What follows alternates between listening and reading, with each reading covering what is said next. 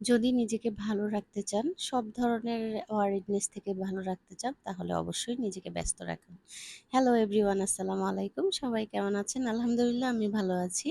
এই তো আজকে সকালটা শুরু করেছি অনেক আগেই সকালের নাস্তা পানি সব শেষ। এখন বাচ্চাদেরকে একটু শরবত বানিয়ে দিলাম। খুব গরম পড়ছে, তো ওদেরকে একটু শরবত বানিয়ে দিয়ে আমি রান্নাঘরে চলে আসলাম। এই তো আজকে কাঁঠালের বিচি ভর্তা করব, আর ডিম ভুনা করব। আর হচ্ছে ডাল রান্না করব। আর দেখি কি করা যায়। এই তো এগুলোই আজকে রান্না-বান্না দুপুরের জন্য আয়োজন করছি। আসলে আমার শরীরটা একটু সিক। আমি একটু আমার ব্যাক পেইন হচ্ছে, যার কারণে খুব বেশি রান্না-বান্না দাঁড়িয়েও করতে আমার ভালো লাগছিল না। তো যত তাড়াতাড়ি সম্ভব আমি রান্নাটা আজকে শেষ করে নিব। আর আপনাদের সাথে তো একটু গল্প করবই। যেটা আমি করে থাকি অ্যাজ ইউজুয়াল। আপনাদের সাথে গল্প করতে রিঅ্যাকশন আপনারা যেটা দেন তাই ভালো লাগে আমার। তো এই যে আজকে যেটা বলছিলাম, আসলে আমাদের মেয়েদের আমরা যদি নিজেদেরকে একটু ভালো রাখতে চাই, সব ধরনের টেনশন, অ্যাংজাইটি থেকে আমরা যদি নিজেদেরকে একটু দূরে রাখতে চাই, তাহলে অবশ্যই আপনাকে ব্যস্ত থাকতে হবে। ব্যস্ততার মধ্যেই আসলে শান্তি। সবকিছু টেনশন যাবতীয় কিছু আমাদেরকে দুর্বল করে ফেলে, আমাদের মানসিক অস্থিরতা বাড়িয়ে দেয়। তো সেগুলো থেকে আমি মনে করি মুক্ত থাকতে হলে কিছু না কিছু আমাদেরকে করা উচিত। বেশিরভাগ আমি হাউসওয়াইফদেরকে বলব, শুধু আমরা ঘরকন্নার কাজ করলেই হবে না।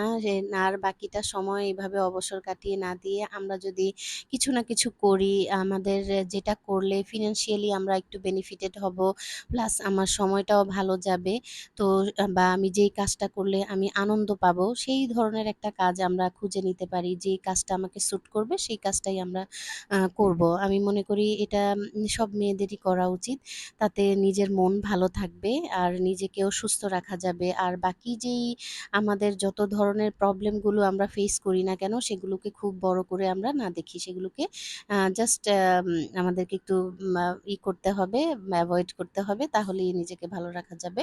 যেটা হচ্ছে ভালো থাকার জন্য আমি মনে করি সবচেয়ে বড় ঔষধ। যত বেশি অলসতায় জীবনযাপন করা যাবে, ততই আমি মনে করি বিভিন্ন ধরনের প্রবলেম এবং মানসিক সমস্যা, শারীরিক সমস্যা এসে আমাদের ভর করবে। তো সেগুলো থেকে আমরা এইভাবে নিজেদেরকে দূরে রাখতে পারি। এই তো অনেক কথা বলে ফেললাম। তো সেগুলোই আসলে আমাদের করা উচিত। তো আমি করতে আমার রান্নাবান্না প্রায় অলমোস্ট ডান। আমি ডিম ভুনা করে ফেলেছি। এই তো আমি আর কই ভাজি করছি আজকে। একটু ডিম দিয়ে ভাজি করব। দেখছি যে এগুলো হবে না। মোটামুটি আরো কিছু করতে হবে। তার জন্য একটু কই ভাজি করে নিলাম। তো আর এই যে আমি গতদিন করেছিলাম কই ভাজি দিয়ে, মাছের ডিম দিয়ে, আজকে শুধু ডিম দিয়ে ভাজি করছি। এটাও খুবই মজা লাগে আমার কাছে। তো আজকের মতো বিদায়। সবাই ভালো থাকবেন।